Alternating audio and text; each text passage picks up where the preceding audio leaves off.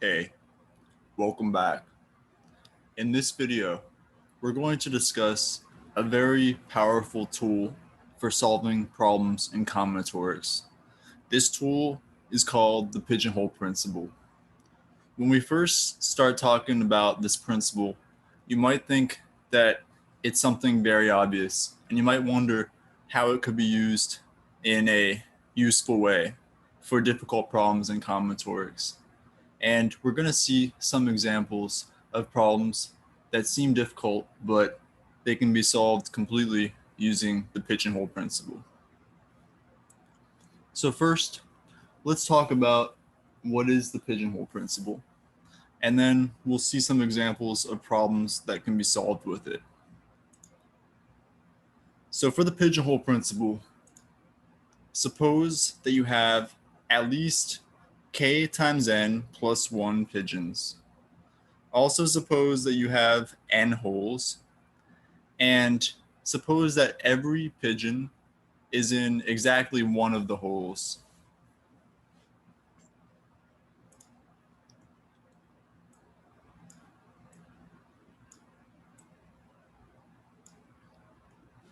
So there are some holes, there are some pigeons,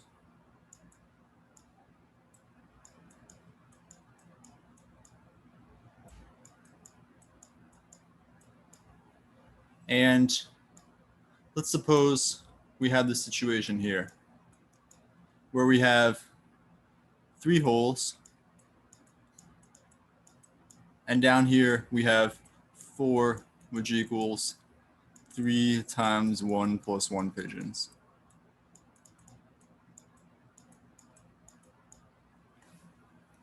And we're assuming that every pigeon is in exactly one of the holes.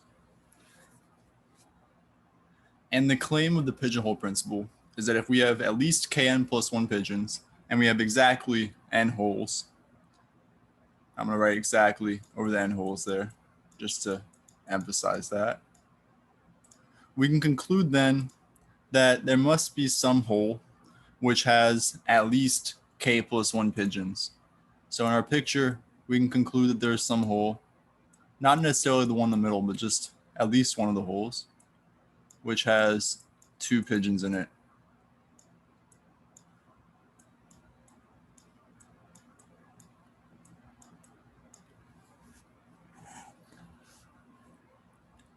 And we can see pretty easily why the pigeonhole principle is true. So we can do a proof by contradiction to see why it's true. We can suppose for contradiction that every hole had at most k pigeons. And we can note again that there are exactly n holes. So if every hole had at most k pigeons, then the total number of pigeons, which is the same as the sum of the number of pigeons in each hole, because every pigeon is in exactly one hole, the total number of pigeons would have to be at most k times n, because there are n holes and there are at most k pigeons in each hole. That would be a contradiction because we said that there are at least kn plus 1 pigeons. And so at most kn, that would give us a contradiction. So that is why the pigeonhole principle is true. So we obtained a contradiction. So our assumption here that every hole had at most k pigeons, that assumption had to be false. So there must be some hole with more than k pigeons, which means it has at least k plus 1 pigeons. So the proof of the pigeonhole principle is nearly immediate. And it might seem, when you see this pigeonhole principle, that it's completely obvious and it wouldn't be that useful for problems in combinatorics unless they're completely trivial problems. So it might be what it seems like. But I claim that we can use the pigeonhole principle in some pretty powerful ways. Usually when we use it for a more difficult problem, we'll use it in conjunction with some other methods. In this video, we're going to see several problems where we can use the pigeonhole principle. The first couple problems will be pretty simple, and then we'll get into some more interesting problems. Some of the problems will be related to graphs, which we learned about pretty recently. So let's start with a pretty simple problem. I'll also mention most of the problems in this video today are from the website artofproblemsolving.com. I mentioned this website earlier in the course. It's a really good website for finding practice problems for the topics in this course. And a bunch of the problems that we're going to do in this video are from that site or are posted on that site, and they're from other sources, some of them. So the website Art of Problem Solving includes problems from many sources. So some of them are from old contests. Some of them are just problems that were posted by users online on some message boards. So the first problem, this one is just a problem from the Art of Problem Solving website. A pretty basic problem where you can use the Pigeonhole Principle. So suppose that Martina has some drawer, and in that drawer there are an infinite number of red, blue, yellow, and black socks. So in total, I'm just going to note here, there are 4 colors of socks.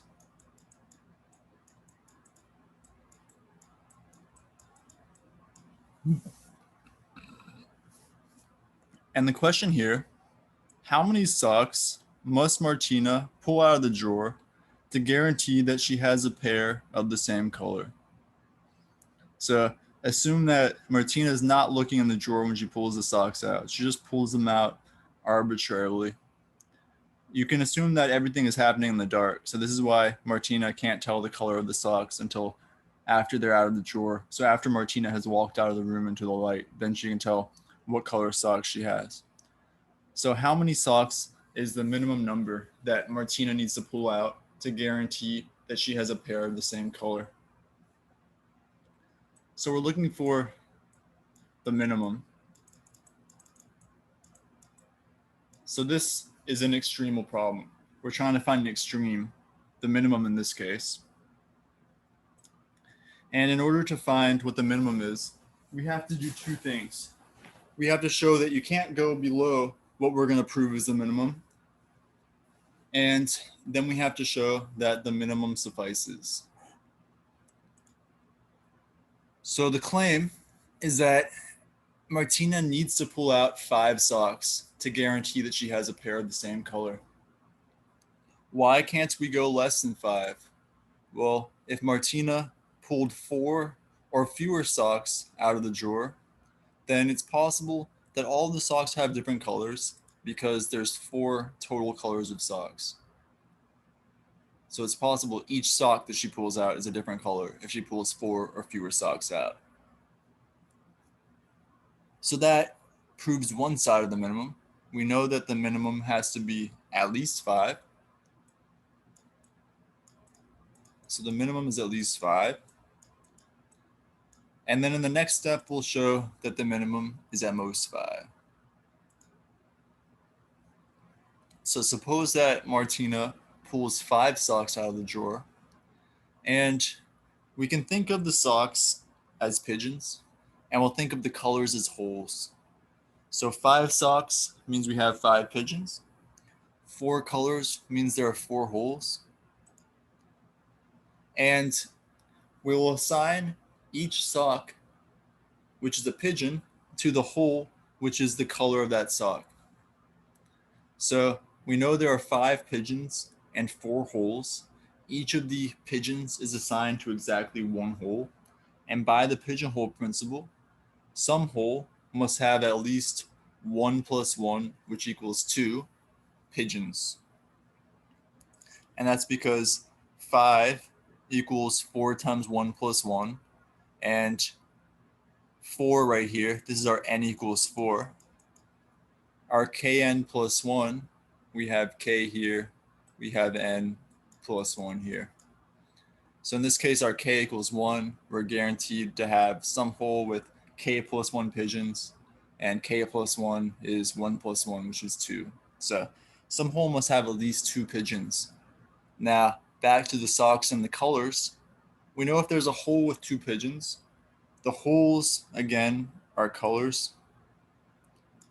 The pigeons, again, are socks. So a hole with 2 pigeons is the same as a color with 2 socks. And a color with 2 socks is what Martina is looking for. Martina is looking for a pair of socks of the same color.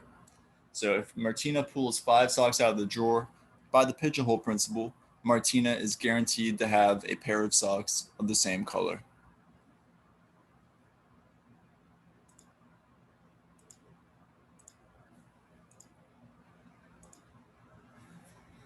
Here's another pretty simple problem where you can use the pigeonhole principle. So this one you can think of as a combinatorial number theory problem. So we have this set x, and x is a set of exactly n plus 1 integers. And the goal for this problem is to prove that there exist distinct elements a and b in x such that the difference a minus b is a multiple of n. And we're going to try to use the pigeonhole principle to prove this. So we need to make some pigeons, we need to make some holes. We will let the elements of x be the pigeons. So these n plus 1 integers, they are the pigeons. So there's n plus 1 pigeons. The holes will be the numbers 0, 1, 2, up to n minus 1. So there's a total of n integers among those numbers. And for the pigeons, we'll assign them to the hole, which is the remainder when the pigeon is divided by n. And remember, the pigeon is an element of x. So it's just an integer from x. So we're going to assign this pigeon to the hole, which is just its remainder when divided by n. And note that remainders, when you divide by n, they're going to be 0, 1, up to n minus 1. So these are exactly the possible remainders when you divide an integer by n. So each pigeon gets assigned to exactly one hole, because each integer has exactly one remainder when you divide by n. And we can note here, so what I mentioned before, since each element of x is a pigeon, we have n plus 1 pigeons. And since each of the holes is a number 0, 1, 2, up to n minus 1, in other words, each of the holes is a possible remainder when you divide by n, there are a total of n holes. So we can use the pigeonhole principle here. By the pigeonhole principle, we can say that some hole has at least 1 plus 1, which equals 2 pigeons. And now we can rephrase that in terms of the elements of x and the remainders. So this tells us that there are at least 2 distinct elements, a and b, in x, for which a and b have the same remainder when divided by n. So there's some hole with at least 2 pigeons. That's saying that there's some remainder with at least 2 elements from x. And in other words, those 2 elements have the exact same remainder when you divide by n. So to say that a and b have the same remainder when you divide by n, it's saying that a equals nx plus r and b equals, we could say, let's actually not use an n there. Let's use a p there, px plus r, and b equals, we can use an m there. So just a second.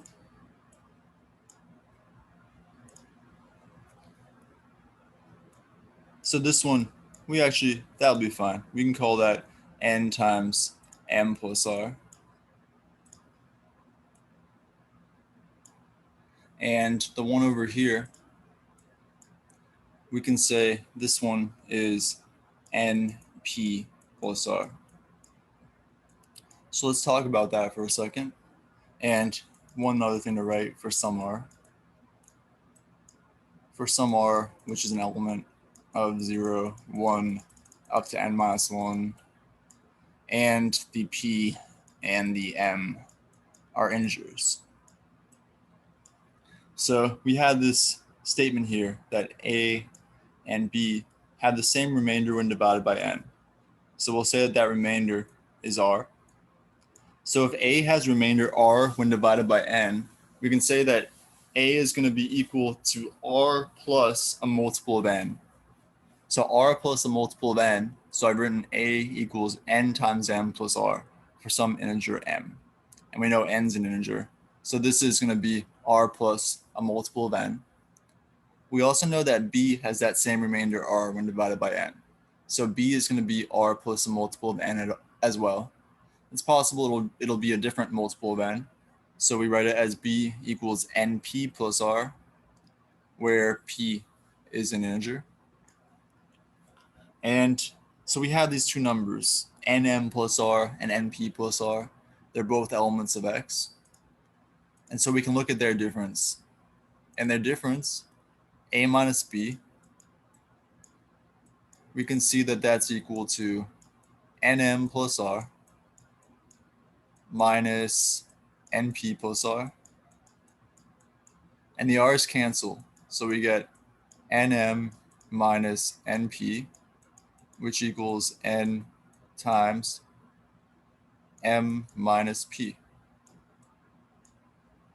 M and P are both integers, so M minus P is an integer. So N times M minus P is going to be a multiple of N.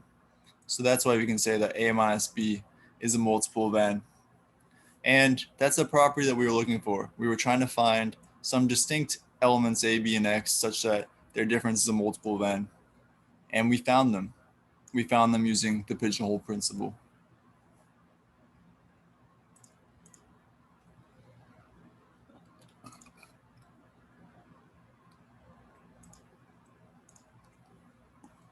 So the next problem, this one is a very well-known result. So it's not a problem from the Art of Problem Solving site. It's just a really well-known result about graphs. And we talked about graphs recently. So recall that the definition of degree, which I mentioned in an earlier video, but in case you forgot, let's review it for a second. So degree of vertex V, and we'll assume this is in a graph G, and this is the number of edges in G that contain V.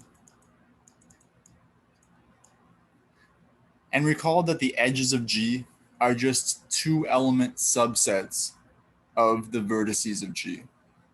So each edge consists of two vertices. And it's a subset of two vertices, so the order of the vertices in the edge does not matter.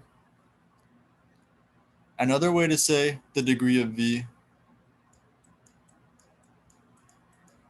you can also say it's the number of neighbors of V. So the number of neighbors of V is the same as the number of edges that contain V. Because each edge that contains V will contain V and one of its neighbors. So what we're trying to prove here is that in any graph, there must exist at least two vertices which have the same degree. Before we prove this using the pigeonhole principle, I'm going to note some obvious bounds that we have on the degree. So if G has order n, then the degree of V for V and G is going to be bounded between 0, so it's at least 0, obviously, and it's going to be at most n minus 1. So it can't be n because the number of neighbors of the vertex is going to be at most the number of vertices in the graph minus 1, because a vertex can't be neighbors with itself. There are no self loops. But it's possible for a vertex to be neighbors with all of the other vertices in the graph. So the degree of a single vertex can go as high as n minus 1, where n is the order of the graph. So we're going to try to use the pigeonhole principle to prove that in any graph, there must exist at least two vertices of the same degree. In order to prove this, we're going to break the proof into two cases. So we'll assume that G is a graph of order n. And for case 1, suppose that every vertex in G has positive degree. And let's look back at this inequality right here. So we know that in a graph of order n, all of the degrees are between 0 and n minus 1. But in case 1, we can say even stronger than that, that for all v and g, and this is for case 1, we can say that 1 is less than or equal to the degree of v, which is less than or equal to n minus 1. That's for all v and g. I just want to emphasize again, g has order n, so the number of vertices in G equals n. And now we're ready to define some pigeons and to define some holes for case 1. So the vertices of G will be the pigeons. And we see, again, the order of G is n, so there are n vertices of G. And the holes will be the numbers 1, 2, up to n minus 1. Why do we use these numbers right here? Well, these are the same numbers that are in this range right here. So these are the possible degrees of the vertices in G for case 1. Each pigeon, we're going to assign it to the hole, which is the degree of the corresponding vertex for that pigeon. So each pigeon gets assigned to exactly one hole because each vertex has a degree between 1 and n minus 1 inclusive. So we see the number of pigeons is the order of the graph, that's n, and the number of holes is n minus 1 because each hole corresponds to one of the numbers from 1 up to n minus 1 inclusive. So we're going to use the pigeonhole principle again here. And by the pigeonhole principle, we can say that some hole has at least two pigeons. So we can rephrase that in terms of the numbers 1, 2 up to n minus 1 and the vertices of G. So a hole with two pigeons means that there are at least two vertices in G which have the same degree. So there's at least two vertices of G, two pigeons, assigned to the same number here. If they're assigned to the same number there, it means those two vertices have the same degree. So in case 1, we get at least two vertices in G of the same degree. And that's exactly what we wanted. So for case 1, we're finished. But that's only for case 1. So we still have to do case 2. So case 2, we'll assume that some vertex in G has degree 0. If there's any other vertex in the graph which has degree 0, then we would be done because we would have at least two vertices of the same degree, which would be 0. If there's not any other vertex in G which has degree 0, it means that all of the other vertices in G have positive degree. So we can focus on the vertices of G minus V. So this V right here, we're taking G minus V. So we're just removing a vertex of degree 0 from G. And all the other vertices have positive degree. So we look at the vertices of G minus V, and I'll just note right here, how many vertices are there? Well, G had order n, so G minus V has order n minus 1. And the possible degrees of these vertices, we know they all have positive degree. So their degree is at least 1. So for all little w in the vertices of G minus little v, we can say that degree of w is at least 1 because it's positive.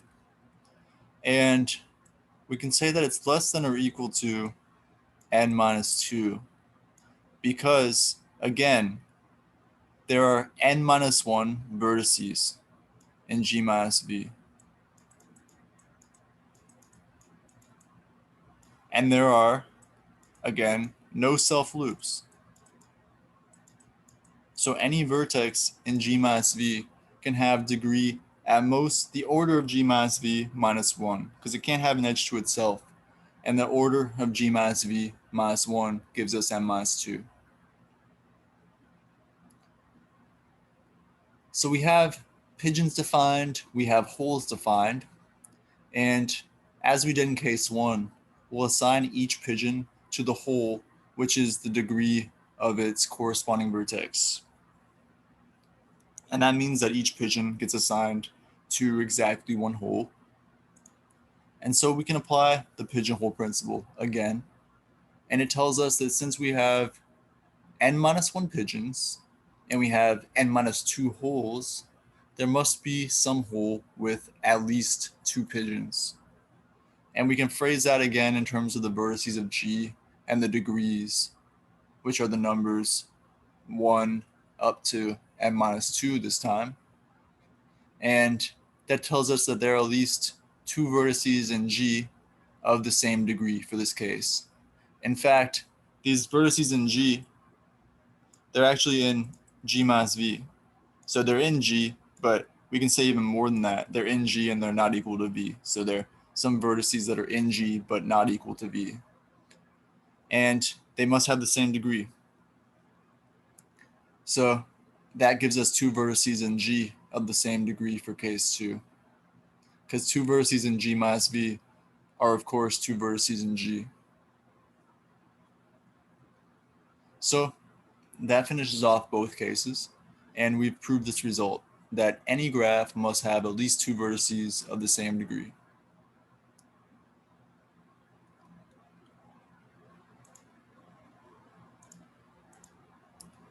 So now that we've seen a couple problems involving the pigeonhole principle, here's a problem for you to think about.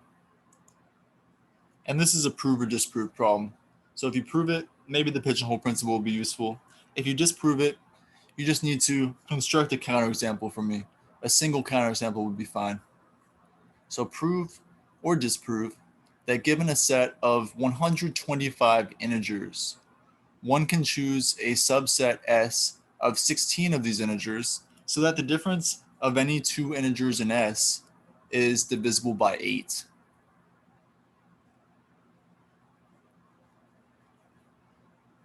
So if it's not true, you would need to construct some set of 125 integers for which you cannot choose a subset of 16 of them for which the difference of any 2 integers in the subset is divisible by 8. But maybe it's true, in which case you might want to use the pigeonhole principle. So here is another example problem. This one's kind of different than the first few we saw. This one you can think of as a combinatorial geometry problem. So suppose that we have 9 points on a circle of diameter 5. So a circle, I'm just going to draw a rough picture of it.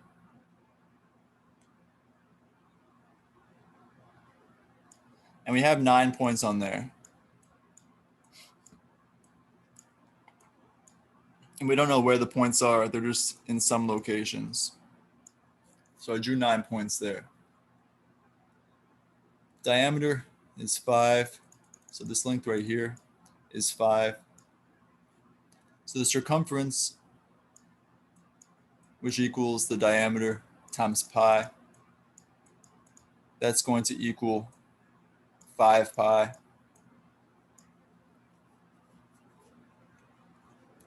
5 pi, we can say, is going to be less than, so we know pi is less than 3.15. So 5 pi is going to be less than 15.75, for example. It's definitely less than that.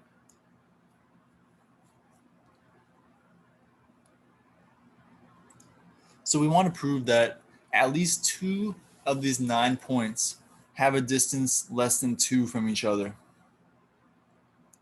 So we want to use the pigeonhole principle somehow, which means we need to define some pigeons and we need to define some holes. So it's natural here to make the pigeons the points. So the points on the circle will be the pigeons. So we have a total of 9 pigeons. Now for the holes, we can split the circle up into 8 arcs. Each of them will have length of the circumference over 8, which is 5 pi over 8. And 5 pi over 8, you can see that that is clearly less than 2 because 5 pi is less than 15.75 and 15.75 over 8 is going to be less than 16 over 8, which is 2. So it's clearly less than 2. You can actually say a little more than that. You can say it's less than 1.97.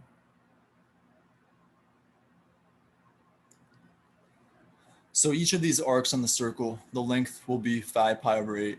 I'm just going to draw the circle again over here, and I'm going to illustrate what the arcs look like.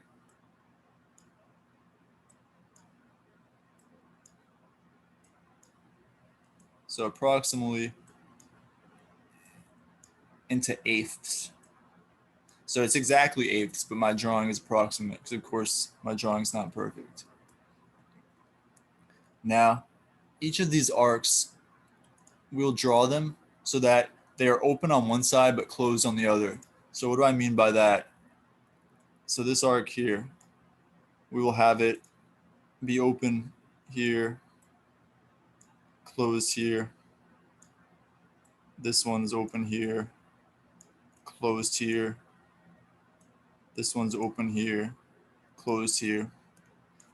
Think of all of these as being on the circle. I'm just drawing them a little distance from the circle so it's easier to see things, so everything isn't on top of each other.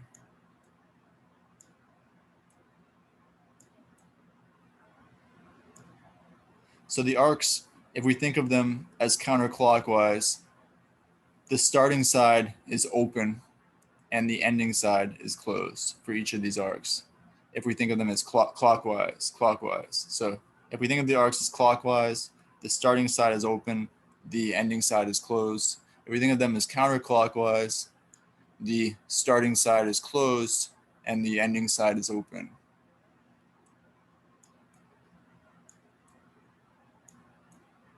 So there's all our arcs.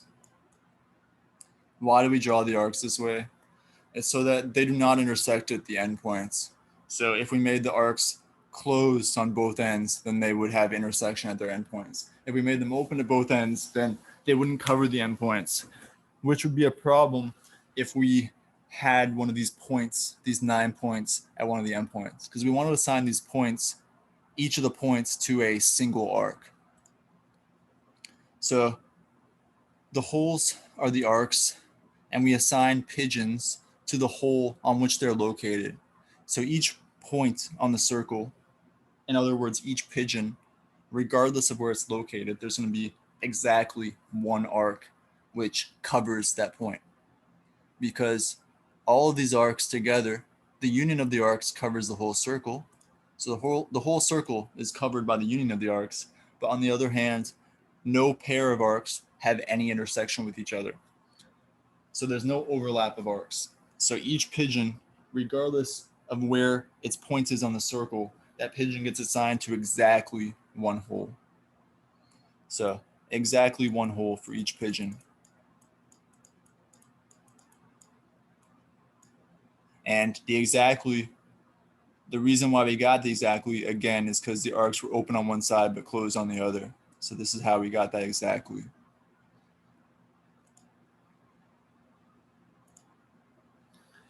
So let's count how many pigeons and how many holes we have. Well, the number of pigeons was the number of points, so that was 9. The number of holes was the number of arcs. We divided the circle into 8 arcs. So we have 9 pigeons and we have 8 holes. That means by the pigeonhole principle, some hole has at least 2 pigeons. So a hole with 2 pigeons, again, the holes are the arcs, the pigeons are the points. So that's some arc which has 2 points on it. I'll just draw them right here. Regardless of where those points are on the arc, the length of the arc between those points is going to be at most the total length of the arc, which is this quantity right here, the 5 pi over 8, which is less than 1.97. The distance between the points will be even less than that, because if we have 2 points on an arc, their distance is going to be a straight line. So we just bounded the length up here. We said the length up here is going to be less than 5 pi over 8, which is less than 1.97. The length down here is even less than that length. So we can say an even sharper upper bound. We can say some number that's even smaller than 1.97. But 1.97 suffices because all we need is something less than 2. So that's why it doesn't really matter if we said 1.97 or if we said 1.999. That would be fine too, as long as it's less than 2. So we have these 2 points on the same arc. And as I noted in that picture, and I pointed to up here, since each arc has length less than 1.97, the distance between these points must also be less than 1.97, which is less than 2. So that tells us that we can guarantee for any 9 points on a circle with diameter 5, there must exist at least 2 points at a distance less than 2 from each other.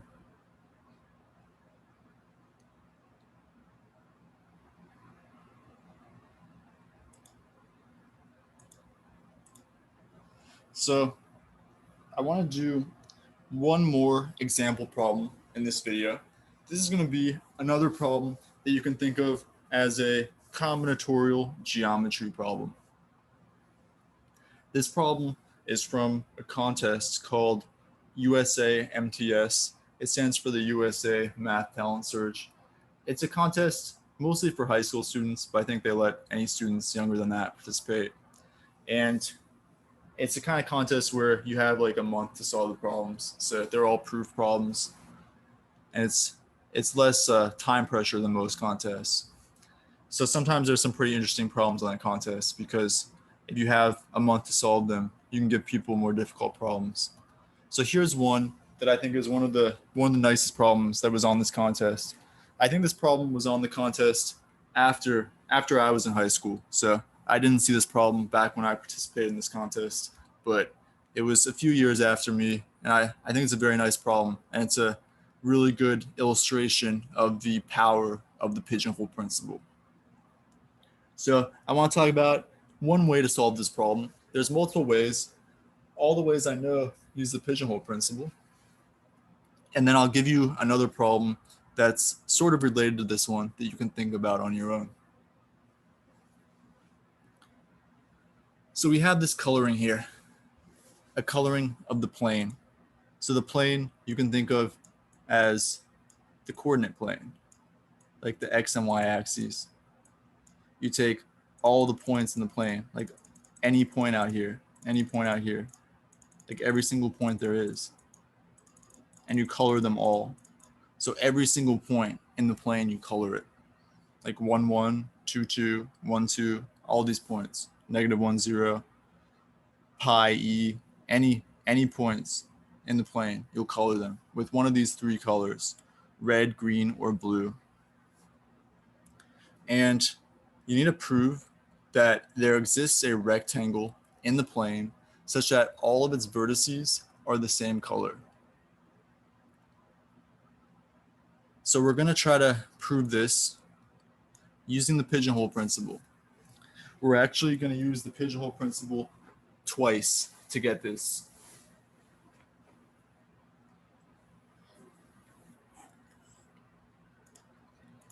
So first, we're going to consider a grid of points in the plane.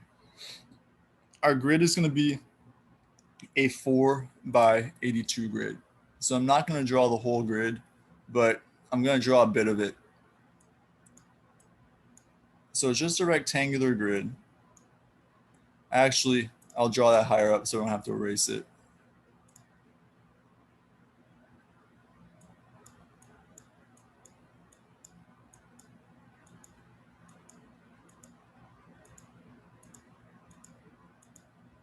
So this is what this grid looks like. It's just some grid of points.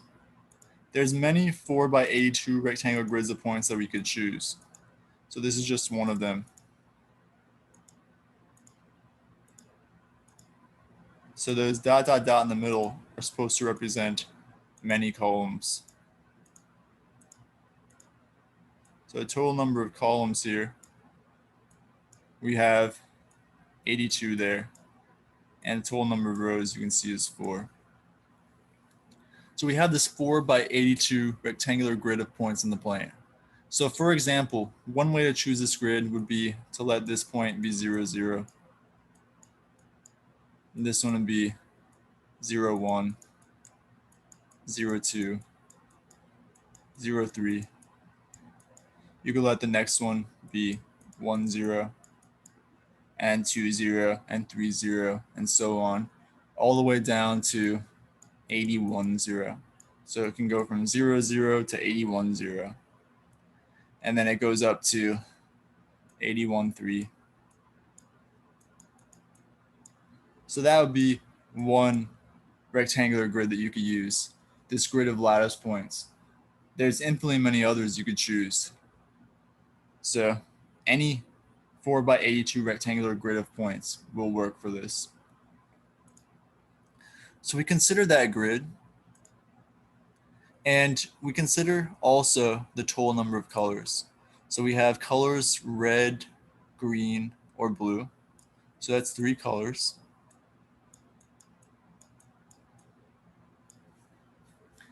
And we look at a single column in our 4x82 grid.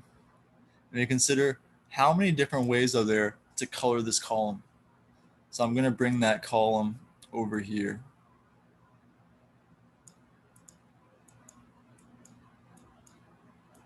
So we have 4 points in the column. We have 3 colors. We have 3 choices for this color, 3 choices for this one, 3 choices for that one, and 3 choices for the other.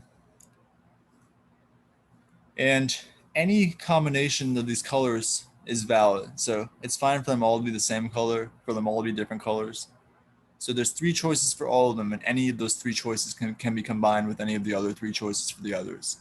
So we get the number of possible ways to color this single column is going to be 3 times 3 times 3 times 3, so 3 to the 4th. That gives us 81. So there's a total of 81 possible ways to color a single 4x1 column in this grid. And now it might be clearer why we chose a 4x82 rectangular grid. So the 82 right here, it's 81 plus 1. So the number of columns we have is 82. And we see the total number of possible ways to color a single column is going to be 81. So we can use the pigeonhole principle here. We'll define the columns of the 4x82 rectangular grid as the pigeons. So the columns in this grid that I drew up here, its columns are the pigeons.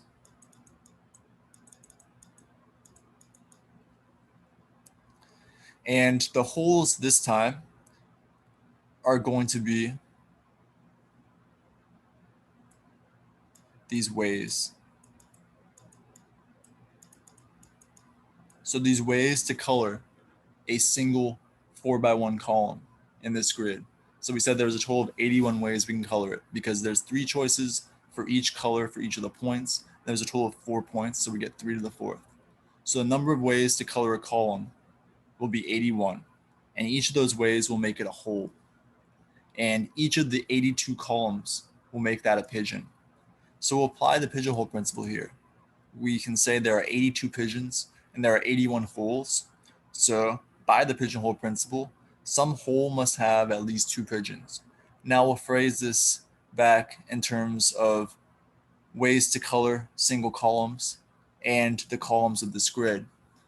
So when we phrase it that way, we can say that there is some way to color these 4x1 columns, which is used in 2 columns of the grid. So there exists 2 columns in our grid.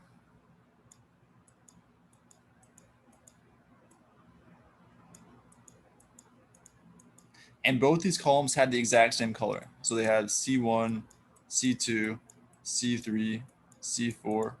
And this one also has C1, C2, C3, and C4. And we can say both of them, the C1, C2, C3, C4, these are elements of red, green, and blue. So both of these columns had the exact same colors on both sides. So whatever C1 is on the left, it's also that same color on the right. Same with C2, C3, and C4. So we have 2 columns which have the exact same coloring as each other in the 4x8 rectangular grid. So when we just restrict the grid to those 2 columns, we have a 4x2 grid on just those 2 columns. So a 4x2 rectangular grid of points in the plane. And we can say that since both those columns have the same coloring, this 4x2 rectangular grid has both columns of the same coloring by definition. And now I said that for this problem, we were going to use the pigeonhole principle twice. We already used it once. Here's the second time that we're going to use it.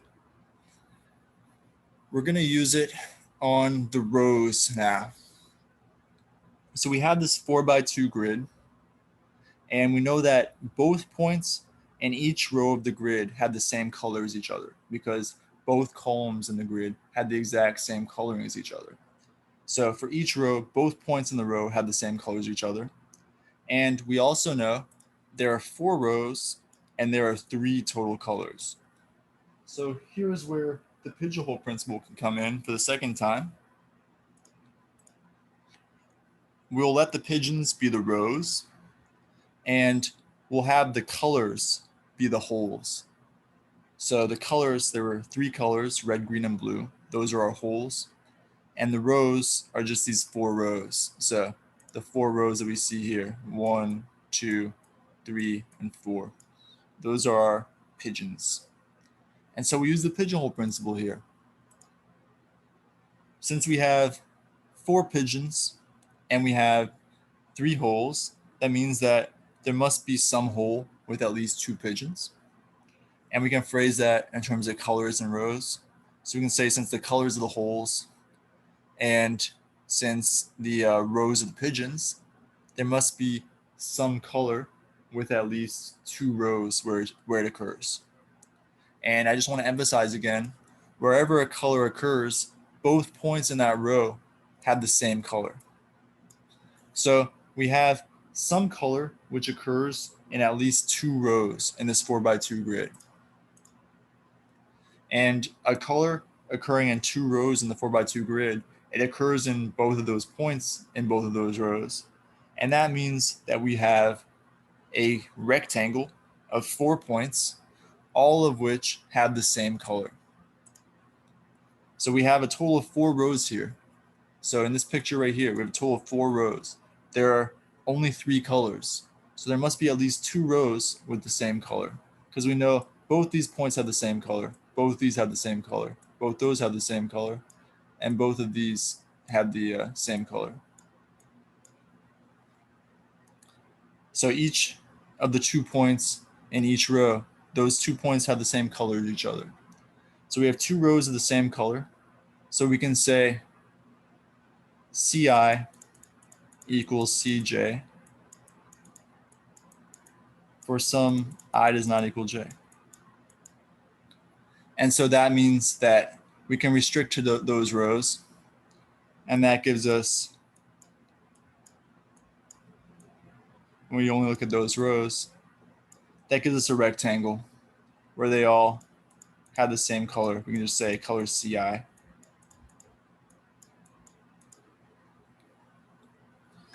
And that's what we're looking for. We're looking for a rectangle in the plane such that all the vertices had the same color. And I'm just going to mention this word. I think I didn't mention it in the class before, but it's a cool word if you don't know it yet. Monochromatic. So if you have a rectangle and all the vertices are the same color, you can call it a monochromatic rectangle. Monochromatic just means having the same color.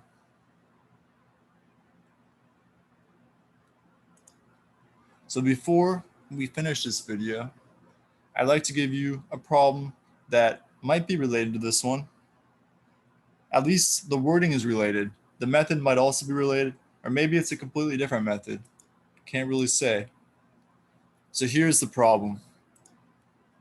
Every point in the plane is colored using one of 2020 colors. Prove or disprove that there exists a rectangle in the plane such that all of its vertices are the same color. So I just want to note here, this is very similar to the problem we just did, except the last problem had 3 instead of 2020. So the question is, do things become different if we replace the 3 with the 2020? Or can you use pretty much the same method, but maybe with some larger numbers? So I'll leave that for you to think about.